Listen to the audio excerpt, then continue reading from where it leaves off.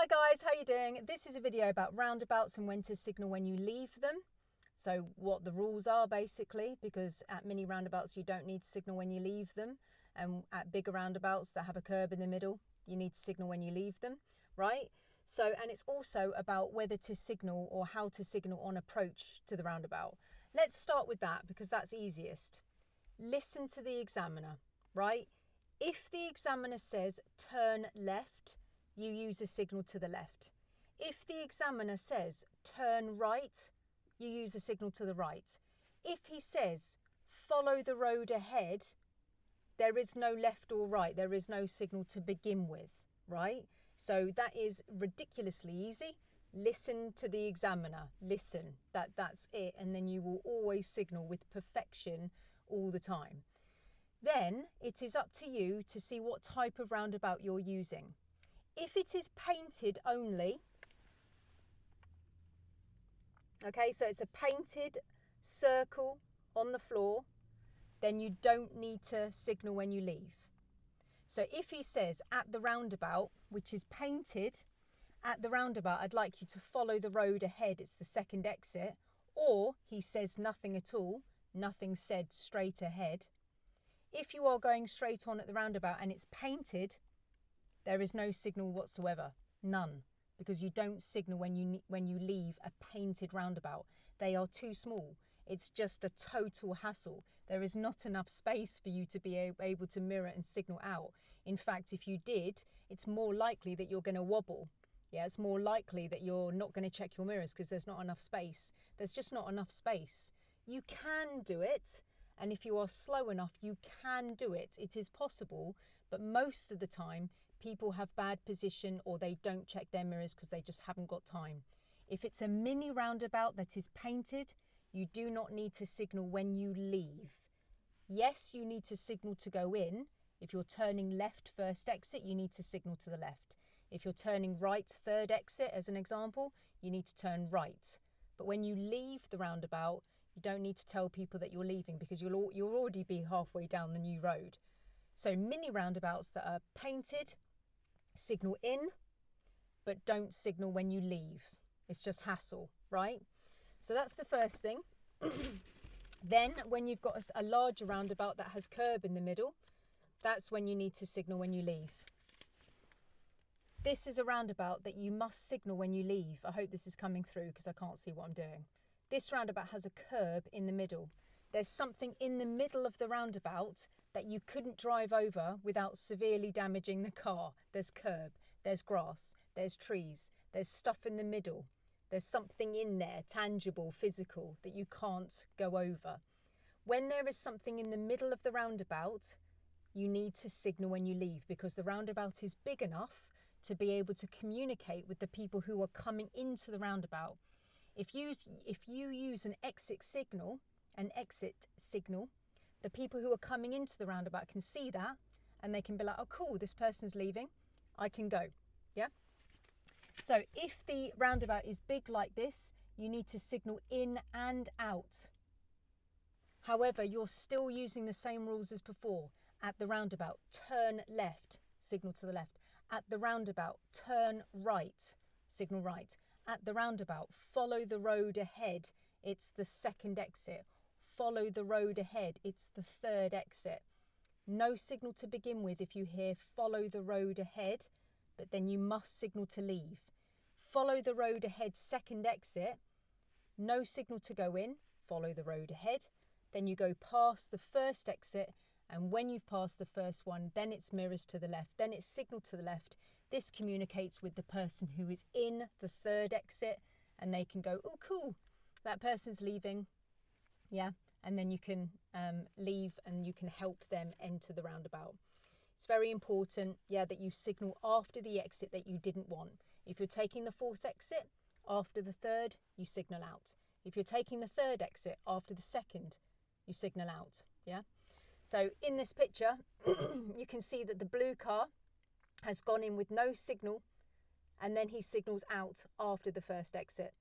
The green car has signalled right on approach because he's taking the third exit, and then he uses an exit signal after the second exit. I hope you can see that. If not, use your highway code, which I know you've all got. It's very cheap, yeah? It's like £2.50, I think, still. They used to have the price on the back. Oh, they don't do that anymore. Interesting. Maybe that's because they can fluctuate the price of it. It is a cheap book to buy, though. They make it cheap on purpose, so you've got like good access to good information. I think you can get a free copy of it online as well, actually. I think you can just literally Google it. And then any app that you buy for your theory, then they're going to have like the highway code in there as well. You know, so you can just use the highway code if you're buying a good app. Like, you know, what else could I say about roundabouts? The 12 o'clock theory. Yeah, so 8 times out of 10, the 12 o'clock theory works. If you are going straight on to 12 o'clock, 8 times out of 10, you need to be on the left. And if it's after 12 o'clock, so anything from 1 o'clock and including 6 o'clock, you need to be in the right-hand lane. That is extremely standard. The 12 o'clock theory works on crossroads, big crossroads with traffic lights, right? Even the smaller, more complicated crossroads perhaps, but the big ones, especially the 12 o'clock theory, is definitely going to be working. Left lane teams up to go left and straight, and the right lane turns right. This is usually because the right people have to give way to oncoming people. So the people who are going straight on don't want to, you know, be having to wait for oncoming people. So the left lane normally is left and straight. 8 times out of 10, right lane is to give way to oncoming people at a crossroads. Yeah. And then they turn right. So that then transfers into a roundabout. If the exit is after 12 o'clock, you position in the right-hand lane 8 times out of 10. You go round and you do everything that I just said with the signals, yeah? You signal right if it's after 12 o'clock, pass all the exits that you didn't want, and signal to the left after the one that you don't want. So if you're taking the third exit after the second, you mirror to the left, signal to left, and come out. It is an immediate fail if you don't mirror and signal out of a big roundabout if there is other traffic around. You will get away with it if there's no traffic around, right? Potentially, depends on the examiner's mood. But it is essential that you signal out of a big roundabout if it's got a curb in the middle. It's very likely that you are going to fail for that because roundabouts are very, very busy. If you don't check your left mirrors to exit a roundabout, it is severely dangerous. If somebody is there, that is literally Crashville. Be careful, look in your mirrors to see if somebody's got the roundabout wrong on your left, and then signal to tell everybody and leave. Yeah, you can signal out of small roundabouts, but it is a faff. When my students do it, it isn't wrong to signal out of a mini roundabout that's painted, but my God, it's a faff. And then it can have missed mirror checks because there's just not enough time, and it can create bad positional problems because they're just not looking in the right place. Okay, I hope this comes across all right today. I hope this information is useful to you. All right, so in a nutshell, don't signal when you leave a small roundabout. Do signal out of a roundabout that's got a curb. The 12 o'clock theory works 8 times out of 10. The left lane goes straight on 8 times out of 10. If it's not the 12 o'clock theory, it will be extremely well marked on the floor. Okay, if you're coming up to a roundabout that's not following the standard 12 o'clock theory, the left lane will just have a huge left arrow in it.